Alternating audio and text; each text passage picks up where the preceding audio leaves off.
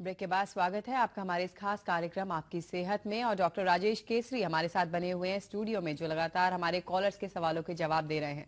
Doctor साहब, हम बात कर रहे हैं कि किस तरह से डायबिटीज पे कंट्रोल किया जाए और कैसे प्रॉब्लम बढ़ जाती है, जानेंगे आपसे। लेकिन मैं 4-5 साल से डायबिटिक हूँ, तो मैं उस डॉक्टर साहब से पूछना चाहता हूँ कि डायबिटिक को ऑर्थराइटिस की प्रॉब्लम हो सकती है डायबिटीज की वजह से?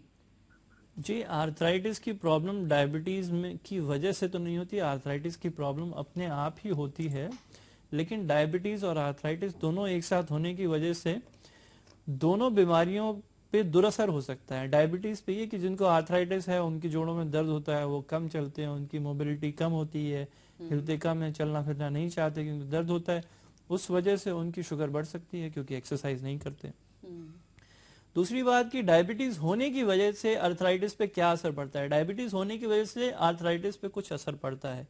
असर ये पड़ता है कि डायबिटिक न्यूरोपैथी की वजह से जो हमारे चलने का तरीका है, जो हमारी गेट है, कभी कभी उस पे असर पड़ता है। हम लोग सीधा नहीं चलते, गलत तरह से चलते हैं, उस तरह उसकी वजह से जोड़ों पे कुछ इनअप्रोप्रिएट, कुछ गलत ढंग से दबाव पड़ता है और ये आर्थराइटिस का प्रोसेस जो है ये एग्रीवेट हो जाता है और सूजन और दर्द ज्यादा हो जाता है। ये ऐसा हो सकता है।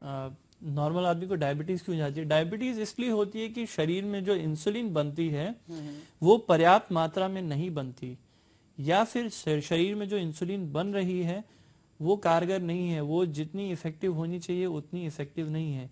डायबिटीज होने की बड़ी उम्र में ये दो ही वजह होती है। सन 2008 में डायबिटीज मुझे हुआ था जी। उसके बाद मैंने 1-2 महीने टेबलेट खाया था। उसके बाद कुछ घरेलू उपचार किया था और 1 साल तक एक्सरसाइज वगैरह किया था। अभी मैंने पिछले 2 साल से गोली भी बंद है और मैंने मीठा भी खाना शुरू कर दिया है जी। और कोई कंट्रोल भी नहीं कर रहा, उसके बावजूद मेरी डायबिटीज कंट्रोल है। तो आखिर ऐसा क्यों? आपने बहुत अच्छा सवाल पूछा। अक्सर लोगों को ऐसा होता है, लोग सोचते हैं कि डायबिटीज कंट्रोल में क्यों है। देखिए, शुगर, ब्लड शुगर का लेवल कभी कभी कम इसलिए होने लगता है कि जो लोग डायबिटिक होते हैं, जिनको काफी अरसे से डायबिटीज रहा होता है और डायबिटीज कंट्रोल में नहीं होता, उनको कुछ डायबिटीज की कॉम्प्लिकेशन हो जाती है, जैसे डायबिटिक नेफ्रोपैथी, किडनी की कॉम्प्लिकेशन। ये कॉम्प्लिकेशन शुरू होने के बाद ब्लड शुगर लेवल जो है वो कम होने लगते हैं क्योंकि इंसुलिन शरीर से बाहर नहीं निकल पाती जी।